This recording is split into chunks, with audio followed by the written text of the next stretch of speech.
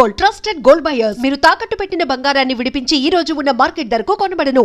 రాజాసింగ్ రాజకీయ జీవితం తెలుగుదేశం పార్టీ. అవును.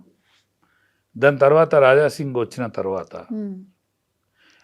ఆయన హిందుత్వ ఐడియాలజీ, అవును, పచ్చి హిందుత్వ ఐడియాలజీ, ఓవైసీ గారి పార్టీ ఎంఐఎం పార్టీ ఎట్లయితే మేము ముస్లిం హైకాన్ అని చెప్తాము, ఏందో రాజాసింగ్ కూడా నేను హిందూ హైకాన్, డ్రెస్ కోడ్ కావచ్చు, నినాదం కావచ్చు, హనుమాన్ దేవాలయమే కావచ్చు, మరి ఏదైనా కావచ్చు, హిందూ హైకాన్ అని చెప్పేటువంటి వ్యక్తి. అటువంటి వ్యక్తిని చేజార్చుకునుడు బీజేపీ దురదృష్టమా, లేకపోతే రాజాసింగ్ లాంటి వ్యక్తి ఒక Hindu icon, Hindu ideology party అయినటువంటి బీజేపీ ఆల్ ఇండియాలో థ్రెటనింగ్ ఉన్న వ్యక్తి ఆయనే. టెర్రరిస్టుల నుండి కానీ, ముస్లిం టెర్రరిస్టుల నుండి కానీ అనేక మందికి ఆయనే టార్గెట్ వ్యక్తి. ఆయన ఈ పార్టీని విడిచిపెట్టుకున్నాడు, ఆయన దురదృష్టమా? రాజాసింగ్ విజిల్ ఎత్తే 1,00,000 మంది బయటకు వస్తారు, ఈజీగా వస్తారు. అటువంటి నాయకులు ఆల్ ఇండియాలో చాలా అరుదుగా ఉంటారు. ఒకప్పుడు టైగర్ నరేంద్ర, అవును, ఎంఐఎం అధినేతగా వెలువబడ్డ వ్యక్తి సలాలుద్దీన్ ఓవైసీని 5,000 ఓట్లతో మాత్రమే ఓడిపోయిన వ్యక్తి. ఆనాడు 5,000 ఓట్లతోనే ఓడిపోయాడు ఒక వ్యక్తి. బ్యాచిలర్, పాత బస్తీ వీరుడు అశోక్ యాదవ్ అలాంటి వ్యక్తిని పోగొట్టుకున్నది బీజేపీ. ఇవాళ అలాంటి కోవకు చెందినటువంటి వ్యక్తే రాజాసింగ్. ఇవాళ ఓవైసీకి అడ్డంగా నిలబడి కొట్లాడి తొడగొట్టి రా బస్తీ మే సవాల్ అనే విసిరేటువంటి వ్యక్తిని పోగొట్టుకున్నాడు బీజేపీ నాయకత్వం. ఆలోచించవలసిన సమయం. అటువంటి వ్యక్తిని పోగొట్టుకోవద్దు. అటువంటి వ్యక్తి పోడు ఆయన దురదృష్టం, పోగొట్టుకున్నాడు పార్టీ దురదృష్టం కూడా అని నేను భావిస్తాను. ఎందుకు సార్ బాగా రోజుల నుంచి కూడా నడుస్తుంది కదా సార్? అంటే ఆయన చెప్తున్నాడు పార్టీ ఇట్లా లేదు, మీరు మార్చుకోవాలి, మీరు ఇట్లా ఉండాలి అని డైరెక్ట్గానే చెప్తున్నాడు సార్. అంటే మారుతున్న కాలం కోసం మార్పే కరెక్ట్ అని చెప్పినటువంటి నినాదం. ఎవరు నినాదం? కారల్ మార్క్స్ చెప్పిండు. కారల్ మార్క్స్ కూడా ఎప్పటికప్పుడు పరిస్థితుల ప్రభావం తీరు మార్చుకున్నదే మార్కిజం అని చెప్పిండు. ఆ మార్కిజాన్ని అనుసరించి దీన్ దయాళ్ ఉపాధ్యాయ గారు మాకు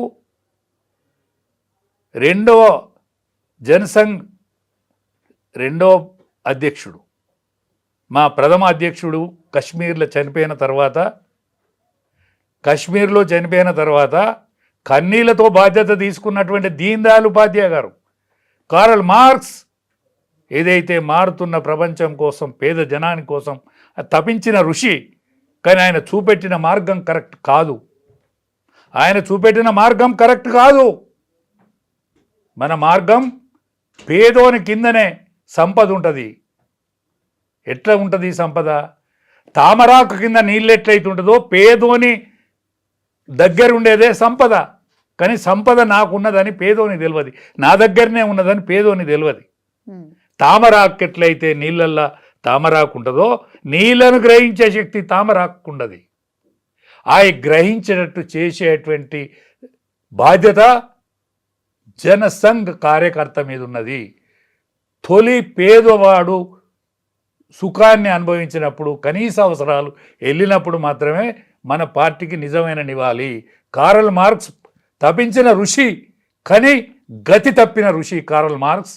ఆ ఋషత్వాన్ని మనం తీసుకోవాలి, ఏకాత్మ మానవాద సిద్ధాంతాన్ని మనం పార్టీ స్వీకరించాలని చెప్పిన వ్యక్తి మాకు దీన్ దయాళ్ ఉపాధ్యాయ.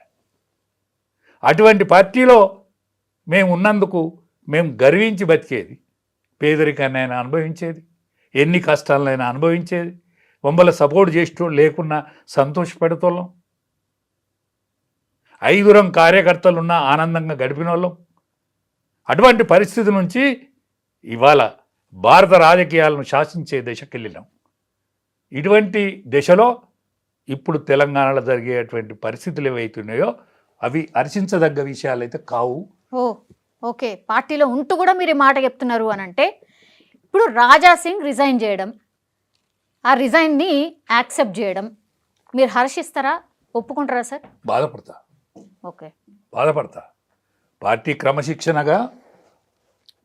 క్రమశిక్షణకు కట్టుబడి ఉంటా, కానీ బాధపడుకుంటుంటా. కన్నీళ్లు తీసుకుంటూ పార్టీ క్రమశిక్షణకు బాధపడుకుంటూ వింటా, కానీ కన్నీళ్ళు కార్చొద్దు అని చెప్పేటువంటి కన్నీళ్ళకైతే వాళ్ళు అడ్డం రారు కదా. ఇటువంటి స్థితి రావద్దు. ఓకే, వచ్చుడు రాజాసింగ్ దురదృష్టమే, పార్టీకి కూడా దురదృష్టమే. ఏమో మాట్లాడే ప్రయత్నం ఏదో జరుగుతోంది, మళ్ళా కేంద్ర పెద్దలు ఏదో పిలుస్తున్నారు అని ఇట్లా వార్తలు వస్తున్నాయి. మాట్లాడాలి, తప్పకుండా మాట్లాడాలి. రాజాసింగ్ మాట్లాడించుకోవాలి, వాళ్ళు మాట్లాడాలి కూడా. ఎందుకంటే అటువంటి నాయకుడు దొరకడు. భీముడు విషాన్ని జీర్ణించుకున్నాడు కదా. భీముడు అన్నాన్ని పెట్టిన కౌరవులు మాయోపాయం చేసి ఆనాడు శకుడు, ఆనాడు దుర్యోధనుడు విషం పెట్టినా కూడా విషాన్ని కూడా తట్టుకునే శక్తివంతుడు కదా భీముడు. అట్లనే రాజాసింగ్ అటువంటి శక్తివంతుడిని పోగొట్టుకుంటే ఎట్లా పార్టీ? మరి క్రమశిక్షణ అంటేనే బీజేపీ అంటూ ఉంటారు కదా సార్, మరి క్రమశిక్షణ తప్పి ఆయన మాట్లాడిండు అనేదే చర్య తీసుకున్నాం అనేది ఒక లైన్ కనిపిస్తున్నది మన ముంగట. దానిలే ఒకటే, దాని లోపల జరిగిన విషయాలు ఏందో బయటకు వస్తే కదా తెలిసేది. రాజాసింగ్ నామినేషన్ వేయటానికి వేయండు, అక్కడ జరిగిన తతంగం ఏంటిది, అక్కడ జరిగిన తంతేంది? రాజాసింగ్ నామినేషన్ వేయటానికి అర్హుడా కాడా? అక్కడేమన్నా క్రమశిక్షణ తప్పిండా? అంటే ప్రజావేదిక ద్వారా చెప్పాల్సినంత అవసరం లేదు, కానీ పార్టీలో ఒక వేదిక ఉంటుంది కదా, ఆ పార్టీ వేదికల మీదనన్నా చెప్పాలి కదా. ఇప్పుడు అయిన ప్రెసిడెంట్కి ఎంత బాధ్యత ఉన్నది ఇటువంటి పరిస్థితులలో? ఇప్పుడు అయిన ప్రెసిడెంట్కు చాలా బాధ్యత ఉన్నది కదా. ఆయన క్రమశిక్షణ కలిగిన ఆర్ఎస్ఎస్ వాది, ఏబీవీపీలో అనేక సంవత్సరాలు పనిచేసిన వ్యక్తి. రామచంద్రరావు గారు ఆషామాషి మనిషి కాదు కదా, అనేక ఉద్యమాలలో పాల్గొన్న వ్యక్తి కదా, ఎన్నో న్యాయ సలహాలు ఇచ్చిన వ్యక్తి కదా. ఆయన హైకోర్టు జడ్జి కావాలి, సుప్రీంకోర్టు బెంచ్లో ఉండాలి ఇవాళ. అటువంటి దాన్ని త్యాగం చేసి పార్టీ కోసం పనంగా పెట్టిన వ్యక్తి కదా, ఒక సద్బ్రాహ్మణుడు కదా. ఆనాడు ద్రోణాచారి యొక్క పాత్ర, ఆనాడు కృపాచారి యొక్క పాత్ర, పరశురాముని యొక్క పాత్ర, ఇటువంటి పాత్రలను ఆయన ఇవాళ బయటికి తీసుకురావాలి. ఆయన లోపల ఉన్న శక్తిని బయటికి తీసుకురావాలి. ఇప్పుడు రామచంద్రరావు గారి మీద కాంట్రవర్సీ లేదు సార్. సౌమ్యుడు, గతంలో అంటే ఎప్పటి నుంచో పార్టీకి కట్టుబడి ఉన్న వ్యక్తి, అది ఎవరు మాట్లాడతలేరు సార్. కానీ ఇచ్చిన సందర్భం ఇప్పుడున్న పాలిటిక్స్కి అనుగుణంగా సూట్ అయ్యే వ్యక్తి కాదు. అట్లాగే పార్టీ ముందుకు వెళ్ళాలనుకుంటున్నారు, ఈడ అధికారంలోకి రావాలనుకుంటున్నారు, అట్లాంటి టైంలో పెట్టాల్సినటువంటి వ్యక్తి కాదు అనేది పెద్ద ఎత్తున ఒక డిస్కషన్ సార్. అంటే ప్రజాక్షేత్రంలో ఇవాళ ప్రజల మధ్య మెదిలిన వ్యక్తి కాదు, ఆయన ప్రజలతోటి ఎన్నుకోబడ్డ వ్యక్తి కాదు. ఎమ్మెల్సీ అయిన మాట వాస్తవం. వాళ్ళు గ్రాడ్యుయేట్స్ ఓట్లు ఎత్తారు. ఇప్పుడు తీర్మానం మల్లన్న ఎట్లయితే ఎలక్ట్ అయిండో, మన వీరు కూడా రామచంద్రరావు కూడా ఆ విధంగా ఎలక్ట్ అయిన పర్సన్. కానీ ప్రజా సంబంధాలు ఉండే కదా, గ్రామీణ జీవితంలో పట్టుండదు కదా, గ్రామీణ జీవితంలో పట్టుండాలి కదా. పార్టీ క్యాడర్ మీద, పార్టీ లైన్ మీద, పార్టీ ఆలోచన విధానం మీద, పార్టీ సిద్ధాంతం మీద ఆయనకున్నమైన అపారమైన తెలివితేటలు గొప్పే. అది ఒక్కటే సరిపోదు కదా, అది ఒక్కటి మాత్రమే సరిపోదు కదా. ఇవాళ అనేక మంది సభ్యత్వం చేసిండ్రు, అనేక మంది హిందుత్వవాదులు ఉన్నారు ఈ పార్టీలో. 18 ఏళ్ళ నుంచి 30 ఏళ్ళ వరకు వాడు డైరెక్ట్ మోడీ కనెక్ట్ అయి ఉన్నాడు వ్యక్తి. అక్కడ మన పార్టీ శాఖ లేదు, ఆర్ఎస్ఎస్ శాఖ లేదు, ఏబీవీ శాఖ లేదు. ఇదంతా మేమే చేసినాం అనుకునే భ్రమపడితే కూడా కరెక్ట్ కాదు కదా. మీరు చేసిందా వాళ్ళ ఇంట్లో? ఈ సభ్యత్వానికి మీర కారణమా వాళ్ళు కారణమా? మీకేమనిపించింది సార్, ఎవరు కారణమై ఉండొచ్చు? నేను 2 పార్టీలలో పనిచేసిన. నేను బీజేపీలో ప్రథమలో నేను ఓన్వాలో అక్షర జ్ఞానం నేర్చుకున్నది బీజేపీలో. అనేక సంవత్సరాలు కూడా నా 17 ఏళ్ళ వయసు నుంచి నేను ఎమర్జెన్సీకి వ్యతిరేకంగా పనిచేసిన. దాని తర్వాత జనతా పార్టీలో పనిచేసిన. దాని తర్వాత బీజేపీలో పనిచేసిన. 1980లో బీజేపీగా అవతరించింది. ఆనాడు పనిచేసిన. నేను ఉమ్మడి వరంగల్ జిల్లాకు ఆల్ ఇండియా అధ్యక్షుడు అద్వానీ గారు ఉన్నప్పుడు నేను ఉమ్మడి వరంగల్ జిల్లాకు అధ్యక్షునిగా ఉంటుంది. నేను 1500 కిలోమీటర్లు, సుమారు 1500 కిలోమీటర్లు అద్వానీ గారితో జనాదేశ యాత్ర, రామ రథయాత్రలో తిరిగిన చురుకైన కార్యకర్తను. కాబట్టి నాకు ఆ అనుభవం ఉన్నది. ఆనాడు మనల్ని ఎవడు ఆదరించలే. 2 పార్లమెంటు సీట్లే వచ్చినాయి మనకు. దేశంలో 2 పార్లమెంటు సీట్లు వచ్చినప్పుడు ఏకైక వ్యక్తి జంగారెడ్డి గారు గెలిచిండు. నేను జంగారెడ్డి గారి శిష్యుణ్ణి. నేను జంగారెడ్డి గారి శిష్యరికంలో పెరిగినోడిని. రామచంద్రరావు కూడా ఏవీపీలో అనేక అవకతవకలు, పంచాయతీలు, లొల్లులు, వామపక్షవాదులతోటి అనేక గట్స్, యూనివర్సిటీ లొల్లి, ఈ లొల్లిలో ఆయన ఉన్న వ్యక్తి. మేము పార్టీ క్షేత్రంలో, ప్రజాక్షేత్రంలో ఉన్న వ్యక్తిగా నేను ఆనాడున్నా. బండి సంజయ్ అధ్యక్షుడిగా ఉన్నప్పుడు మీరన్నటువంటి ఏజ్ గ్రూప్ అంతా కూడా బీజేపీ వైపే ర్యాలీ అయింది సార్. ఇప్పుడు ఆ యూత్ అంతా మీ పార్టీ దగ్గర ఉందా లేదా? యూత్ ఉంది కానీ లీడర్ లేడు. యూత్ ఉంది కానీ గ్రామీణ లీడర్ లేడు. మాకు గ్రామీణ లీడరు టీఆర్ఎస్కున్నాడు. గ్రామీణ లీడరు టీఆర్ఎస్కున్నాడు. ఇవాళ ప్రజాక్షేత్రంలో పనిచేసేటువంటి నాయకులు కనుక, అంటే గ్రామీణ ప్రాంతానికి సంబంధించిన నాయకులు కనుక అధ్యక్షుడు అయితే ఆ యూత్కు ఇవాళ టీఆర్ఎస్లో ఉన్నటువంటి నాయకులందరూ, ద్వితీయ శ్రేణి నాయకులందరూ పార్టీలకు వచ్చేవాళ్ళు, బీజేపీలకు వచ్చేవారు. ఇప్పుడు ఎన్నికలైతే ఈ క్షేత్రంలో ఎన్నికలైతే ఆ క్షేత్రాన్ని తట్టుకునే నాయకుడు లేడు. పోలీస్ స్టేషన్ పోయి ఇడిపించుకొచ్చే నాయకుడు లేడు. సాయంకాలం ఎవరికి ఛాయ నీళ్ళు దాపించే నాయకుడు లేడు. ఎవరికైనా ఆకలి అయితే అన్నం పెట్టే నాయకుడు లేడు. అటువంటి నాయకత్వ కొరతతోనే సతబద్ధం అవుతుంది. అది టీఆర్ఎస్లో ఉన్నది. ఆ బీఆర్ఎస్ పార్టీ కూసయ్యే టైం వచ్చింది. ఆ టైంను వాడుకోలేకపోయింది పార్టీ. ఆ పార్టీ వాడుకోలేకపోయింది. నేను పుట్టెడు బాధతో చెప్తానా తల్లి, నేను పుట్టెడు బాధతో చెప్తానా. నా రింగులు ఎట్టుక నాటి నుంచి నేను పాలిటిక్స్లో ఉన్నానమ్మా. 17 ఏళ్లకు దోతి కట్టుకొని ఉన్నానమ్మా నేను. అటువంటి వానికి బాధ ఉంటుంది కదా. నా సొంత పిల్లలు, నా సొంత భార్య, నా కుటుంబం అని అనుకోలే. నా పార్టీ నా కుటుంబం అనుకున్నా. ఒకనాడు బీజేపీ, దాని తర్వాత టీఆర్ఎస్ మునిగిపోయే కాలం వస్తే మళ్ళీ నా పాత బీజేపీని ఎంకులాడుకొని వచ్చారు కదా. మళ్ళీ బీజేపీకి ఏమైనా ఇబ్బంది అయితే నేను బాధపడకపోతే ఎవడు బాధపడతాడు చెప్పండి? ఇప్పుడు ఎలక్షన్స్ రాబోతున్నాయి, స్థానిక సంస్థల ఎలక్షన్సే రాబోతున్నాయి. ఏంటి సార్ పార్టీ పరిస్థితి మరి? లీడర్ లేడు. ఎవరు సర్పంచ్కు నిలబడుతూ లేడు. మాకు సర్పంచ్కు నిలబడుతూ లేడు. ఎంపీటీసీకి నిలబడే క్యాండిడేట్ లేడు. కానీ ఓటర్ ఉన్నాడు. ఊరుకులాడే ఓటర్ ఉన్నాడు. ఊరుకులాడే కార్యకర్త ఉన్నాడు. ఇప్పుడు రాజాసింగ్ లాంటి నాయకుని పోగొట్టుకుంటేమి ఇక్కడ. ఇది గొప్ప హైదరాబాద్ నగరం, మహానగరమే.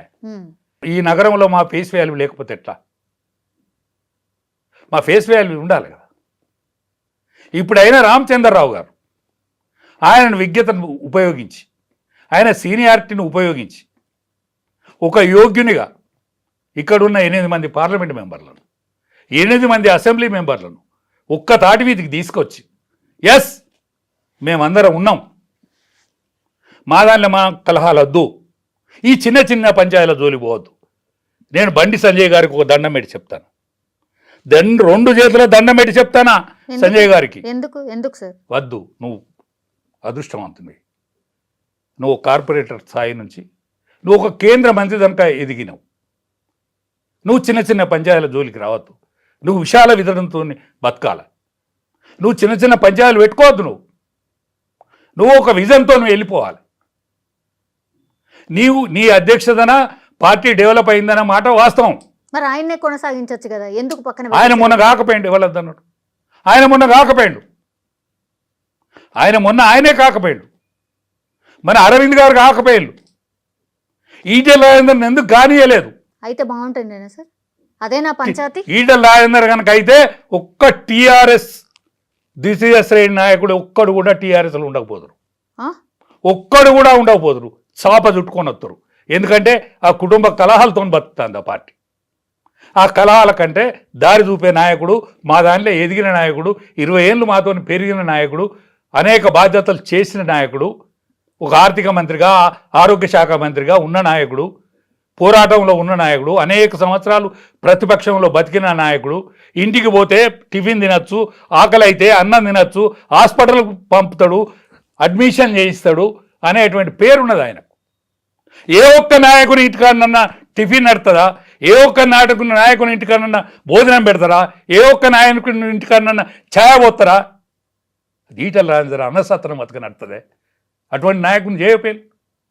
అరవింద్ గారు నిజామాబాద్ నాయకుడు, 2 సార్లు పార్లమెంట్ మెంబరే, 2 సార్లు పార్లమెంట్ మెంబరే, వాళ్ళ రాజకీయ కుటుంబం నుంచి వచ్చినోడే, ఆయన చేయకపోయింది. ఇదే బండి సంజయ్ కాకపోయిండు. రామచంద్రరావు అయినా కూడా నేను ఏమంటలేను. దయచేసి రామచంద్రరావు గారు, మీరు పెద్ద మనసు చేసుకొని, మీరు సౌహృదయతోటి మీరు ఒక అడుగు దిగి అందరిని ఏకతాటి మీద తీసుకురండి, పార్టీని బతికియండి, పార్టీని రక్షించండి. కార్పొరేషన్ ఎన్నికలలో రణరంగంలో మీరు దిగండి, అందరిని కలిపి దించండి. ఇక్కడున్న పార్లమెంట్ మెంబర్కి సంబంధించినటువంటి వ్యక్తులే ఎక్కువ ఉన్నారు. ఇవాళ మన మంత్రి గారు, క్యాబినెట్ మంత్రి, సికింద్రాబాద్ పార్లమెంట్ మెంబర్, దాని తర్వాత ఈటల రాజేందర్ గారు సువిశాలమైనటువంటి పార్లమెంటరీ పరిధి, అదంతా కూడా కార్పొరేషన్ కిందకే వస్తుంది. మన రఘునందన్ గారిది పార్లమెంటు మెంబర్, దాని అందులో కొంత భాగం బాగానే వస్తుంది, సింహభాగం. ఇవాళ మన చేవెళ్ళ పార్లమెంటు మెంబర్ని, వీళ్ళందరినీ ఒక్కదాటి మీద తీసుకురండి. ఆ రాజాసింగ్ పంచాయతీ సాధ్యమైనంత మటు కూర్పండి. మొట్టమొదటి కార్పొరేషన్కు మీరు రెడీ కండి. ఈ కార్పొరేషన్ను మన వశం చేసుకోండి.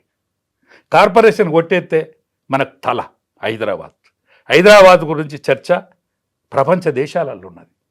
హైదరాబాద్ నగరానికి ప్రపంచ ప్రఖ్యాతి చెందినటువంటి నగరం ఇది. కాబట్టి అన్ని రాష్ట్రాలకు సంబంధించిన వ్యక్తులు ఉంటారు. ఇక్కడ మహారాష్ట్రియన్స్ ఉంటారు, కన్నడీస్ ఉంటారు, లోధీలు ఉంటారు, అనేక మంది నిలయం ఇది, సింధీలు ఉంటారు, అనేక మంది ఉంటారు. కాబట్టి దీన్ని ఒక రేవు దేండి. అసలు ఒక్కోళ్ళకంటే ఒక్కోళ్ళకి పడతం లేదు మీ నాయకులకు అనేది పడాలి. వీళ్ళ అసెంబ్లీలో అందరూ ఓడిపోయిన వాళ్ళే కదా, వీళ్ళ అసెంబ్లీలో అందరూ ఓడిపోయిన మర్చిపోయింది సార్. పెద్ద పెద్ద మాటలు మాట్లాడతాను, వీళ్ళు పెద్ద పెద్ద మాటలు మాట్లాడతాను. అసెంబ్లీలో ఎవరు గెలిచిందండి? మా అరవింద్ గారు గెలిచిండ్రా, మా బండి సంజయ్ గారు గెలిచిండ్రా, మా ఈటల రాజేందర్ గారు గెలిచిండ్రా. మరి గెలవని వాళ్ళకే మళ్ళా పార్టీ ఎంపీ సీటు ఇచ్చేది సార్. మా మెదక్ పార్లమెంట్ మెంబరు అసెంబ్లీకి గెలిచిండా? ఒక్క మా ఈటల రాజేందర్ గారు, నా ఎవరు కిషన్ రెడ్డి గారు పార్లమెంటు అసెంబ్లీ ఎన్నికల నుంచి తప్పించుకున్నాడు. ఆయన తప్పించుకున్నాడా, తప్పిందా? అసెంబ్లీకి మిమ్మల్ని ఎవరు ఓడిచ్చిండ్రు, పార్లమెంటుకు మీరే గెలిచిందా? ఒక్కసారి విమర్శ చేసుకోవాలి. అసెంబ్లీకి గెలవని వాళ్ళు పార్లమెంటుకి గెలిచిండ్రు ఎందుకో ఒకసారి ఆత్మవిమర్శ చేసుకోవాలి. ఒక సీనియర్ మ్యాన్గా, మీ తోబుట్టువుగా, మీకంటే 1 సంవత్సరం పెద్దోనిగా నేను ఆర్థిస్తాను సుమా. మిమ్మల్ని అవహేళన చేస్తలేను సుమా. మిమ్మల్ని అందరినీ కలిసేటువంటి అవకాశం రాలేదు సుమా. నాకు అంత విస్తృతంగా నాకు అవకాశం ఇవ్వలేదు మీరు. ఎందుకంటే నన్ను రాష్ట్ర పార్టీ పిలవది, జిల్లా పార్టీ కూడా పిలవది. కాబట్టి ఇటువంటి వేదిక ద్వారా ఎన్నుకొని మీకు దండం పెట్టి చెప్తాను, మీరందరూ ఒక్క తాటి మీద రండి. 8 మంది అసెంబ్లీ మెంబర్లు, 8 మంది పార్లమెంట్ మెంబర్లు, గెలిచినటువంటి సోదరులు ఎవరు, ఎమ్మెల్సీలు, వీళ్ళందరినీ ఒక్క తాటి మీద రండి. రామచంద్రరావు గారు బ్రాహ్మణుని, సద్బ్రాహ్మణుని, నీకు దండం పెట్టి చెప్తారా, నువ్వు ఒక్క తాటి మీద తీసుకురా. తీసుకొచ్చి నా నడిపి. ఎదురు దెబ్బలు ఎన్నో జరిగినాయి పార్టీకి. 2 పార్లమెంటు సీట్లే ఉండే ఒకనాడు, కానీ 80 పార్లమెంట్ సీట్లు సెకండ్ మెజార్టీతో ఉన్నాయని ఇప్పటి వరకు ఎవరికి తెలియదు. ఎవరు చెప్పరు, ఒక్క మాట కూడా చెప్పరు, ఒక్క మాట కూడా చెప్పరు మన వాళ్ళు. తెలిసి కూడా ఆనాడు 80 పార్లమెంట్ సీట్లు సెకండ్ మెజారిటీలో ఓడిపోయారు. అందుకనే అటల్ బిహారీ వాజ్పేయి గారు ప్రధానమంత్రి అయ్యారు. ఒక అటల్ బిహారీ వాజ్పేయి, ఒక నరేంద్ర మోడీ, ఇటువంటి వ్యక్తులు సువిశాలమైన మనసుతో చూసినారు వాళ్ళు. ఇట్లా అందరు కొట్టుకుంటున్నారు కాబట్టే నాకు తెలిసి రామచంద్రరావు గారు కాంట్రవర్సీ లేకుండా ఉంటారు కాబట్టి ఆయన సంతోషం సంతోషం సంతోషం. నిన్న అధిష్టాన వర్గం వీళ్ళందరినీ కూడా కలుపుకొని తీసుకొస్తావు కావచ్చు అని భావించి చేయొచ్చు. ఎవరైనా పార్టీ కంటే తక్కువే, పార్టీ ఎక్కువ. ఎవరైనా పార్టీ కంటే తక్కువనే. ఒదిగి బతికినోడే ఎదుగుతాడు,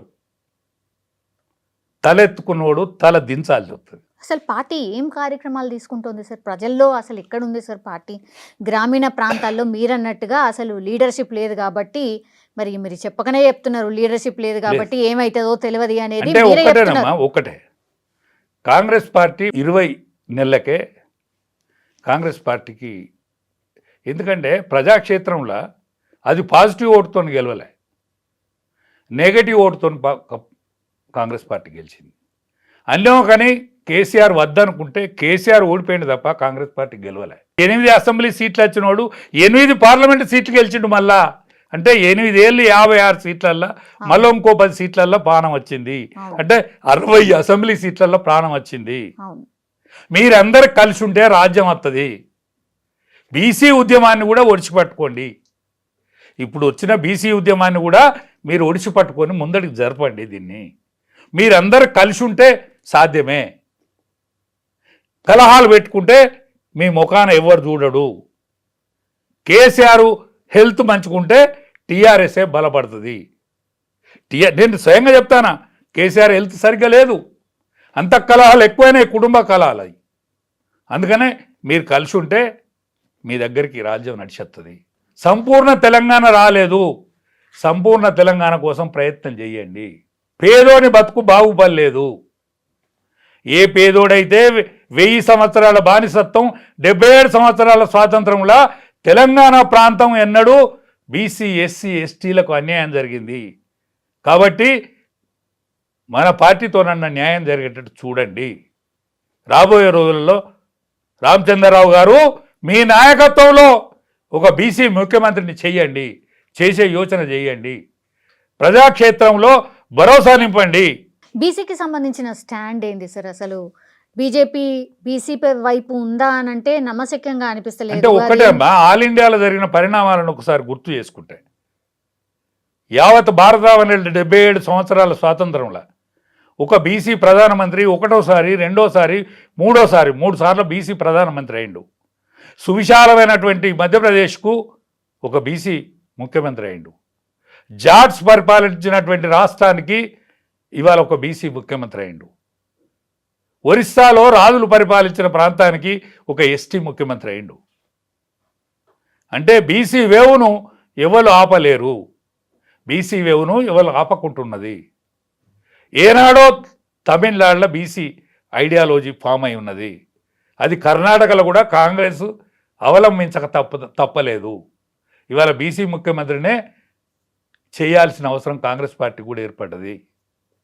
కాబట్టి ఇక్కడ కూడా బీసీ ఐడియాలజీ ప్రబలంగా వీస్తుంది. కాబట్టి దీన్ని మీరు ఫుల్ఫిల్ చేసేటువంటి అవకాశం ఒక బీజేపీకి మాత్రమే ఉన్నది. ఇంకోటి ఏంటంటే సార్, మొన్న మోహన్ భాగవత్ ఆర్ఎస్ఎస్ చీఫ్ ఆయన ఒక కామెంట్ చేశారు, 75 సంవత్సరాలు నిండిన వాళ్ళు రిటైర్ అయిపోవాలి అనేటువంటిది. ఆయన ఒక పుస్తకావిష్కరణ సభకు వేయండు, అన్నం తింటానప్పుడు కూరల ఉప్పు ఉన్నదా కారం ఉన్నదా అని అడుగుడు వేరు. అన్నం తింటానప్పుడు వండిన తల్లి కొడుకు పెట్టిన లేకపోతే భర్తకు పెట్టిన ఇవాళ కూరల కారం ఉన్నదా ఉప్పు ఉన్నదా అని అడగచ్చు. అది సందర్భం, అన్నం తినే సందర్భంలో అడగాలి. ఆయన పుస్తకావిష్కరణ సభ పోయి మానవ జీవితం యొక్క సమావేశం చెప్పిండు. ఆయన మానవ జీవన విధానం చెప్పిండు. బాల్య యవ్వన కౌమార వృద్ధాప్య ఈ 4 దశలు చెప్పిండు. ఈ 4 దశలను దీనికి అన్వయించుకొని ఈ మోడీ గారు దిగిపోతే మంచుకుండు.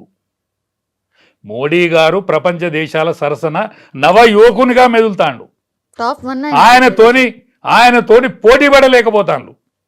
అమెరికన్ ప్రెసిడెంట్ కావచ్చు, లేకపోతే రష్యా ప్రెసిడెంట్ కావచ్చు, లేకపోతే చైనా ప్రెసిడెంట్ కావచ్చు. ఆయనతో నడకల పోటీ పడతారా, మాటల పోటీ పడతారా, పాటల పోటీ పడతారా, దేనిలో పోటీ పడలేకపోతాను. ఎందుకమ్మా ఈర్షే? ఇక్కడోళ్ళకే ఈర్ష ఎందుకు? ఆ ప్రధానమంత్రిని ఎందుకు ఓర్వలేకపోతాను? ఇవాళ ప్రపంచ దేశాల సరసకు ఇవాళ యూరోప్నే పక్కకు నెట్టిండే, లండనే పక్కకు నెట్టిండే, ఇవాళ 3వ ఆర్థిక దేశంగా పరడిల్లబోతుంది భారతావని. ఎందుకు అనుమానం వస్తుంది? అనుమానం వచ్చిన తర్వాత అందరూ కూర్చొని ఆలోచిస్తారు కదా. మాకు కావలసినంత మంది ప్రధానమంత్రులు ఉన్నారు కదా మా దగ్గర. ఎందుకు ఇప్పుడే ఎందుకు అనుమానం వస్తుంది? అంటే 75 years తర్వాత 75 years తర్వాత అనేది ఇవాళ 82 ఏళ్ళు ఉంటాడమ్మా మాకు. ఎవరు? అజిత్ దోవల్ గారు. ఆయన అక్కెర్రాడని తీసేస్తావా? ప్రపంచంలో టెర్రరిస్టులను ఎదుర్కొనేటువంటి పెద్ద మనిషి ఆయన.